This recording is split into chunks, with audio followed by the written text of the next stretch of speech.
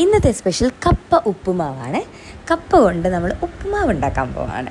Breakfast ആയിട്ടോ ഡിന്നറായിട്ടോ അല്ലെ 4 മണിക്കത്തെ ഒരു സ്നാക്കായിട്ടൊക്കെ നമുക്ക് വേണമെങ്കിൽ കഴിക്കാവുന്നതേ ഉള്ളൂ.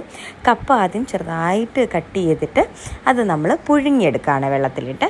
ഇതൊക്കെയാണ് ഇൻഗ്രീഡിയൻസ്. ഇനി ഉപ്പുമാവ് ഉണ്ടാക്കുന്ന പോലെ തന്നെ നമ്മൾ ഉഴുന്നും കടുകും കൂടെ വെളിച്ചെണ്ണയിലിട്ട് പൊട്ടിച്ചിട്ട് അതിനകത്തേക്ക് ഇഞ്ചിയും വെളുത്തുള്ളിയും അതേപോലെ തന്നെ കറിവേപ്പിലയും പച്ചമുളകും ഉള്ളിയും ഒക്കെ ആഡ് ചെയ്ത് നല്ലോണം സോട്ടേ ചെയ്ത് എടുക്കുകയാണ്. നമ്മൾ അതിനകത്തേക്ക് എക്സ്ട്രാ ഒരു ഇച്ചിരി ആഡ് ഓൺ ടേസ്റ്റിന് വേണ്ടിയിട്ട് ക്യാരറ്റ് ആഡ് ചെയ്യുന്നുണ്ട്. അപ്പോൾ നല്ല കളറൊക്കെ കിട്ടും. പിന്നെ ഇടയ്ക്കിടയ്ക്ക് ആ ഒരു ക്രഞ്ചിനെസ് ക്യാരറ്റിൻ്റെയും കൂടെ കിട്ടുമ്പോൾ നല്ല ടേസ്റ്റ് ആയിരിക്കും. കുറച്ച് തേങ്ങ ചിരവിയതോടെ ആഡ് ചെയ്യുന്നുണ്ട്. എന്നിട്ട് നല്ലോണം ഇതെല്ലാം കൂടെ സോട്ടേ ചെയ്തെടുക്കുകയാണ്. എന്നിട്ട് അതിനകത്തേക്ക് നമ്മൾ നല്ലോണം ഉടച്ച് വെച്ച കപ്പ ആഡ് ചെയ്യും. നല്ല പുഴുങ്ങി വന്ന് ചെറിയ ചെറിയ പീസായിട്ടിട്ട് പുഴുങ്ങിയോണ്ട് തന്നെ നല്ലോണം പെട്ടെന്ന് ഉടഞ്ഞു കിട്ടും. നല്ല കപ്പയൊക്കെ ആണെങ്കിൽ നല്ല പേസ്റ്റ് പോലെ ഉടഞ്ഞു കിട്ടും. അപ്പോൾ ആ ഉടഞ്ഞ കപ്പ അതിനകത്തേക്ക് ഇടണം. ആവശ്യത്തിന് ഉപ്പ് ആഡ് ചെയ്യണേ.